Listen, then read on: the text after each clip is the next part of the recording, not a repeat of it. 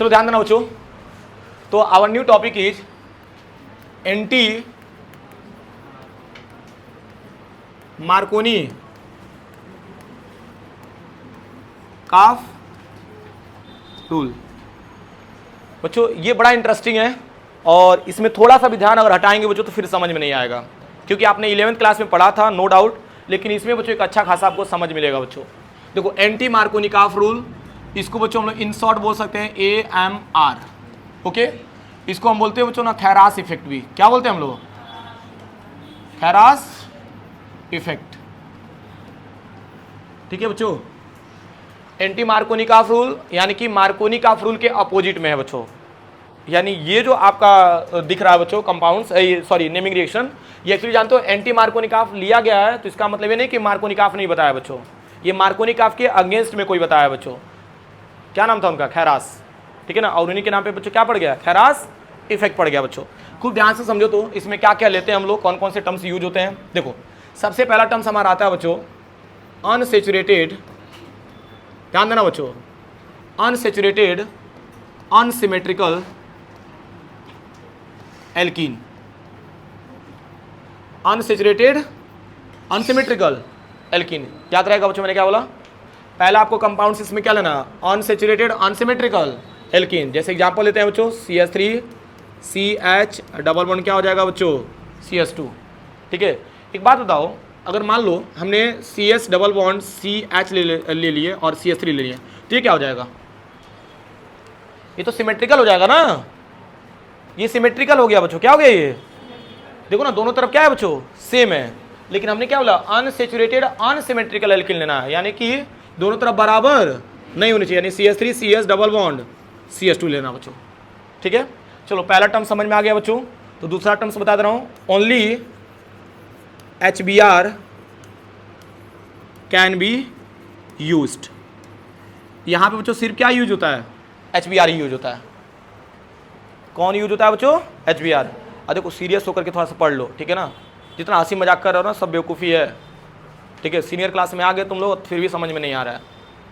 यहाँ पे सीरियस होकर के कोई टीचर पढ़ा रहा है तो आपको भी सीरियस रहना चाहिए, ठीक है। उसमें पता नहीं क्या मजा मिल जाता है कि उसी में थोड़ा सा हंस भी लेते हो। सारा काम तुम करते ही भाई, हंसाते भी तो हैं। ये बेवकूफ़ी है, बता दे रहा हूँ मैं, ठीक है। देखो अनसेचुरेटेड अनसिमेट्रिकल एल्कीन हो गया बच्चों, एंड दूसरा टर्म हमने लिया only HBr can be used. जानते हो HBr क्यों यूज होता है बच्चों? क्योंकि ये आसानी से फ्री रेडिकल शो कर देता है। क्या शो करता है बच्चों? Free radical, okay. फिर इसके बाद से बच्चों इसमें हम लोग रिएजेंट, देखो कैटलिस्ट क्या यूज करते हैं हम लोग? कैटलिस्ट बच्चों हमारा होता है पर ऑक्साइड। क्या होता है बच्चों? पर ऑक्साइड। तो पर ऑक्साइड के बच्चों पार्ट को देखते हैं हम लोग। तो पर ऑक्साइड का मतलब क्या समझ रहे हो? जैसे H2O2, इसका नाम क्या होता है? हाइड्रोजन पर ऑक्साइड। इसका नाम क्या होता है? तो इसी के बच्चों हम लोग पैरेलल लेते हैं C6H5। ध्यान देना बच्चों, जो एक एक लाइन देख रहा है कि सर कैसे लिख रहे हैं, उसका बच्चों याद होते जाएगा।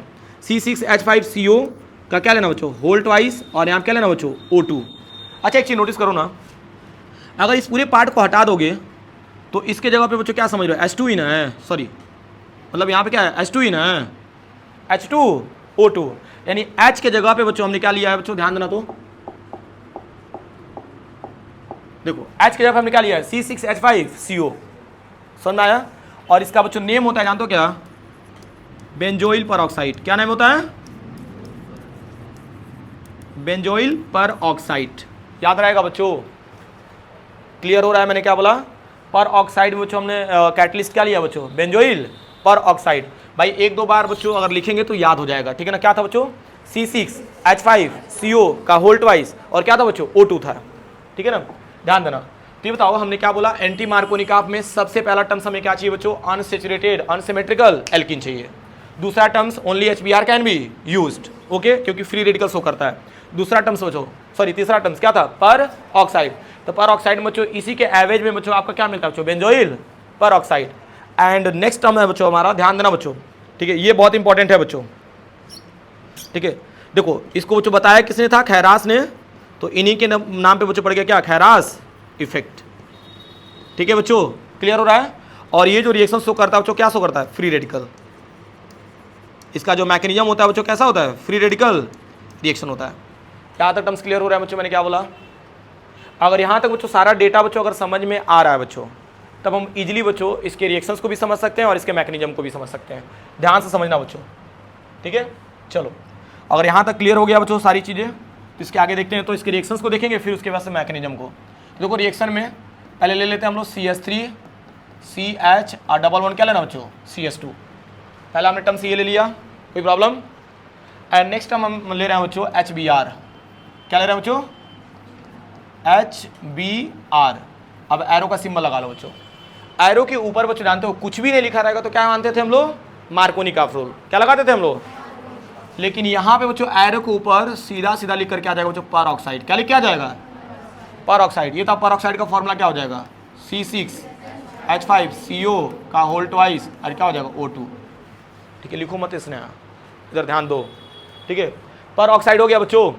अब देखो तो कैसे ये रिएक्शन बच्चों कर रहा है हमारा, ये बताओ। मैं बस ट्रिक बता रहा हूँ, हालांकि ऐसे नहीं होता है, ठीक है ना। ये बताओ कार्बन और इस कार्बन में, इन दोनों में किधर की तरफ बच्चों एरो का शिफ्टिंग होगा बच्चों, एंटी मार्कोनी-काफ हो रहा है। तो एंटी मार्कोनी-काफ में बच्चों जस्ट क्या हो जाएगा, उसके अपोजिट हो जाएगा। तो अभी तक एरो का शिफ्टिंग आप इधर कर रहे थे, राइट, लेकिन अब उधर नहीं करना है बच्चों। अब इसके अपोजिट में करिए, इस पे क्या आएगा, नेगेटिव है, इस पे क्या आ जाएगा, पॉजिटिव। और यहाँ क्या मिलेगा, H plus and Br minus. ये तो H प्लस किससे अटैच हो जाएगा, CH से, एंड Br माइनस CH2 से बच्चों। तो जनरली मिल क्या रहा है देखोगे, CH3, ये तो CH2 एंड CH2 से क्या अटैच हो जाएगा बच्चों, Br। एक बात बताओ बच्चों, अगर मार्कोनी-काफ रहता बच्चों तो कितने डिग्री का बनता, 2 डिग्री का। कितनी डिग्री का बनता, लेकिन यहाँ पे एंटी मार्कोनी-काफ है बच्चों, तो कितने डिग्री का बन रहा है, यहाँ पे 1 ब्रोमो और 3 कार्बन के लिए क्या लिख देंगे, प्रोपेन। यहाँ तक क्लियर हो रहा है कि नहीं बच्चों, थोड़ा बहुत, ठीक है। यानी एंटी मार्कोनी-काफ बच्चों मार्कोनी-काफ से क्या हो गया बच्चों, जस्ट अपोजिट हो गया, ठीक है ना। खैर ये मैकेनिज्म नहीं था बच्चों, और आपको ये सब चीज़ें दिखाने की जरूरत नहीं थी, ठीक है ना। आप डायरेक्ट बच्चों प्रोडक्ट दिखा देते, ये सब एरो वगैरह सिंबल दिखाने की जरूरत नहीं है बच्चों। लेकिन इसके मैकेनिज्म को बच्चों डिस्कस करते हैं हम लोग कि सर इसके मैकेनिज्म में सर ये सब क्या है, इन सब का क्या रोल है, सर यहाँ पे फ्री रेडिकल का बात क्यों किए हैं आप, ठीक है ना। इन सारे चीज़ों का बच्चों पोस्टमार्टम हम लोग मैकेनिज्म में करेंगे। देखो तो मैकेनिज्म आसान है बच्चों, खूब ध्यान से समझना और एक ही बार में समझने का प्रयास करना, ठीक है।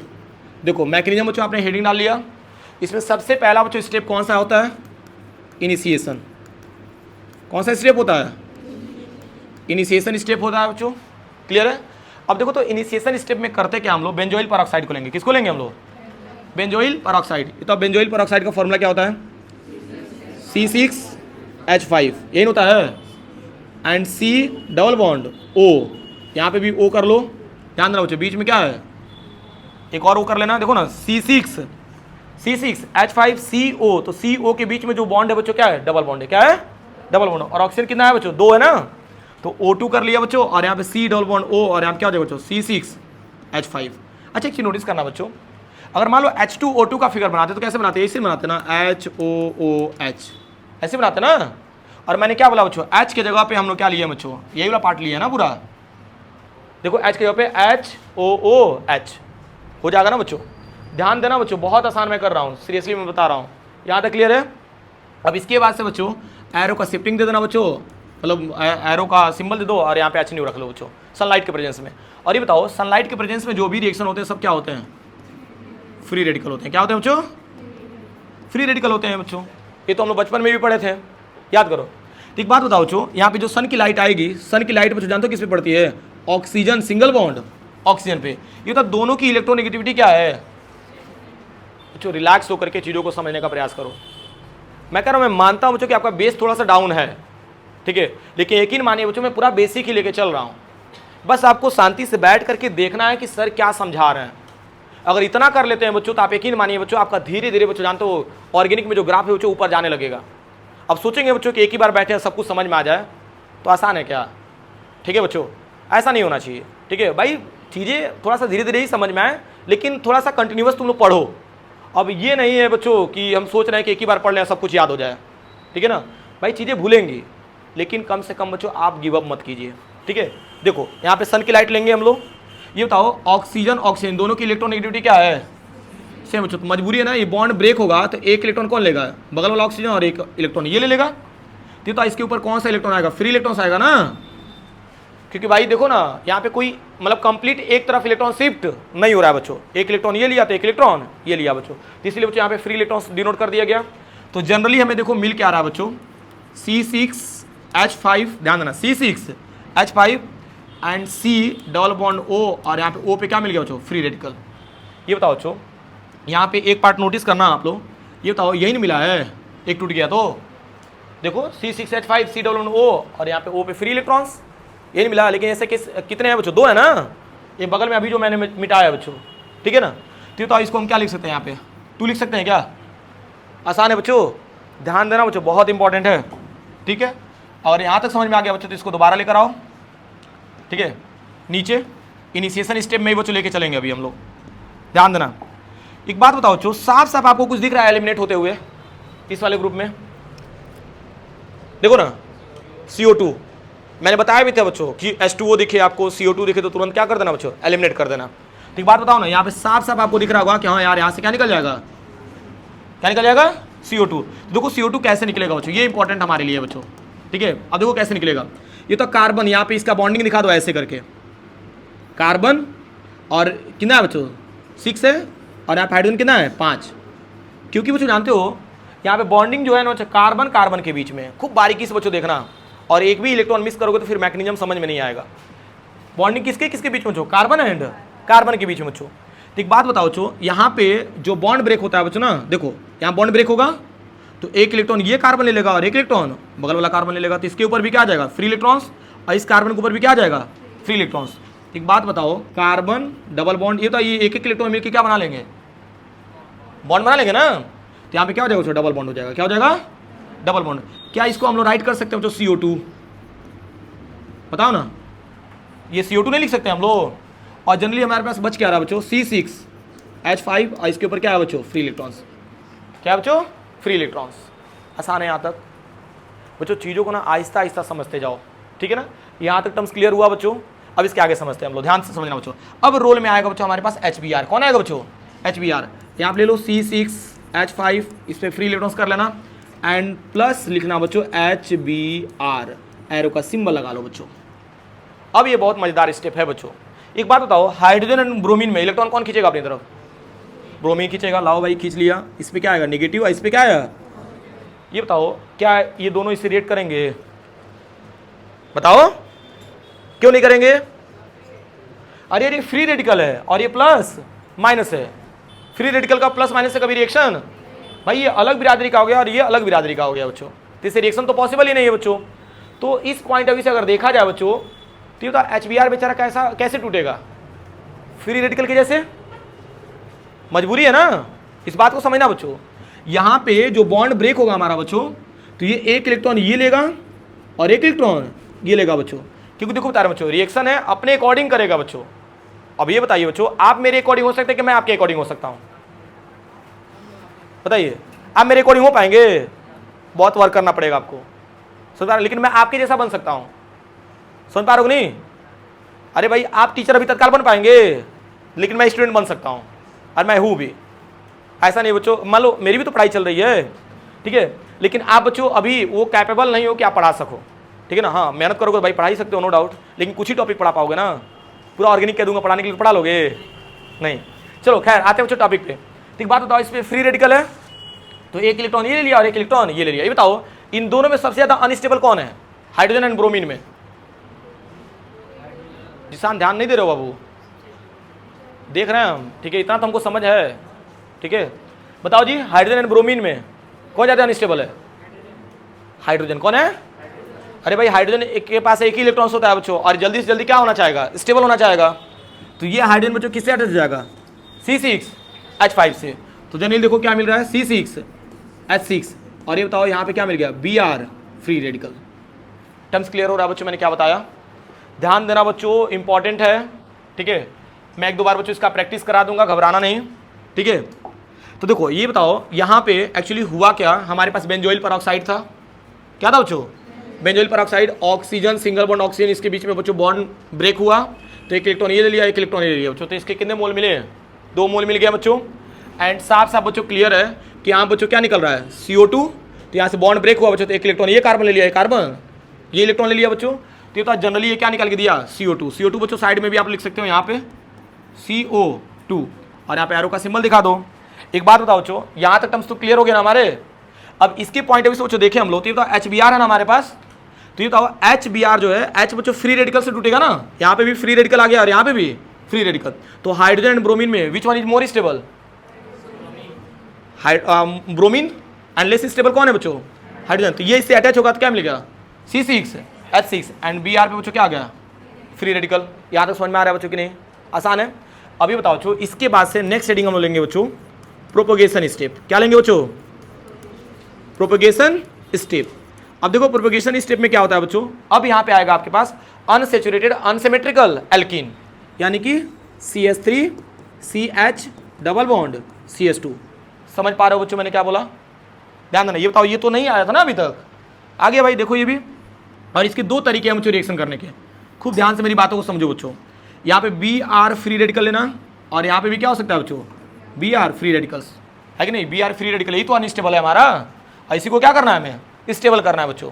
खूब ध्यान से मेरी बातों को सुनो बच्चों, ठीक है? तो एक बात बताओ, यहाँ पे ये भी, इसकी भी मजबूरी है ना बच्चों कि भी कैसे टूटेगा? फ्री रेडिकल के जैसे। क्या केटायन और एनायन में टूटेगा? नहीं बच्चों, केटायन और एनायन में ब्रेक होता है बच्चों, तो ये अटैच नहीं हो पाएगा। क्लियर हो रहा है मैं क्या बोल रहा हूँ? तो बच्चों मजबूरी है कि ये भी बच्चों क्या होगा, एक इलेक्ट्रॉन इसको देगा और एक इलेक्ट्रॉन इसको देगा बच्चों। ये तो ब्रोमीन जो है हमारे पास, भाई ब्रोमीन की दो पॉसिबिलिटीज है। पहली पॉसिबिलिटीज क्या है बच्चों, ध्यान दो तो, CH3 CH, इसके ऊपर फ्री इलेक्ट्रॉन्स ऐसे रहने दो, और यहाँ पे लेना बच्चों CH2, और यहाँ पे क्या अटैच कर देना बच्चों? Br। पहला कंडीशन ये हो सकता है बच्चों कि ये जो ब्रोमीन है इससे अटैच हो जाए, ध्यान दो। फिर दूसरा कंडीशन ये हो सकता है बच्चों कि वही ब्रोमीन हमारा किससे अटैच हो जाए? सेकंड वाले कार्बन से अटैच हो जाए। तो देखो क्या मिल रहा है, CH3 CH, और यहाँ पे क्या लेना बच्चों? Br सिंगल बॉन्ड, यहाँ पे क्या लेना बच्चों? CH2, इसके ऊपर क्या आ जाएगा बच्चों? Free radical. क्या गया बच्चों? Free radical. समझ पा रहे हो कि नहीं मैंने क्या बोला बच्चों? यानी ब्रोमीन के पास बच्चों दो पॉसिबिलिटीज थी। पहला बच्चों इस कार्बन से भी अटैच हो सकता था और इससे भी अटैच हो सकता था। समझ पा रहे हो कि नहीं बच्चों? ये बताओ, अब दोनों अटैच कर दिया ना मैंने, अब देखो तो इन दोनों में कौन ज़्यादा स्टेबल है? वही चीज़ है बच्चों, खूब ध्यान से मेरी बातों को समझो। ये बताओ, जिस कार्बन के ऊपर फ्री रेडिकल है ये कितने कार्बन से अटैच है? तो कितने डिग्री का फ्री रेडिकल बना रहा है? 2 डिग्री फ्री रेडिकल। और नीचे वाला 1 डिग्री, कितने डिग्री का बना रहा है? 1 डिग्री फ्री रेडिकल। कुछ समझ में आ रहा है कि नहीं बच्चों? आसान है। 1 डिग्री फ्री रेडिकल। ये बताओ 2 डिग्री और 1 डिग्री में कौन ज़्यादा स्टेबल होता है? 2 डिग्री होता है बच्चों। तो बचपन से पढ़ के आए हम लोग 11th क्लास में भी। तो 2 डिग्री फ्री रेडिकल आपका क्या होता है बच्चों? More stable. क्या होता है? More stable. और ये क्या हो जाएगा आपका? Less stable. चलो यहाँ तक तो समझ में आ गया बच्चों ना? जब यहाँ तक समझ में आ गया बच्चों, तो हम लोग क्यों इतना बच्चों लेके चले हैं लेस स्टेबल वगैरह को? है हम डायरेक्ट बच्चों किसको उठाते हैं? More stable.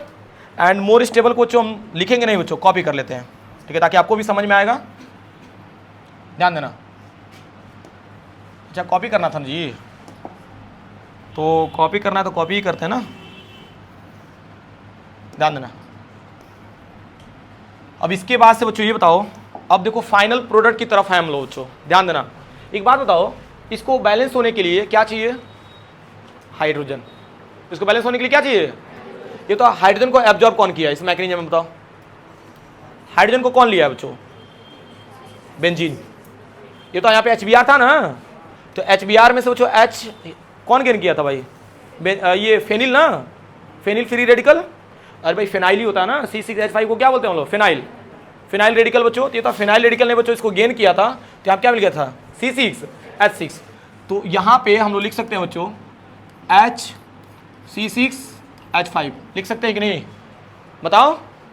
और जनरली बच्चों यहाँ पे एरो का शिफ्टिंग दे देना। ये तो इसका भी बॉन्ड ब्रेक होगा, एक इलेक्ट्रॉन इधर की तरफ शिफ्ट होगा, एक इधर की तरफ, इस पर भी फ्री इलेक्ट्रॉन्स, इस पर भी फ्री इलेक्ट्रॉन्स। ये बताओ, ये जो H दिख रहा है बच्चों, अब इजीली इससे अटैच हो जाएगा।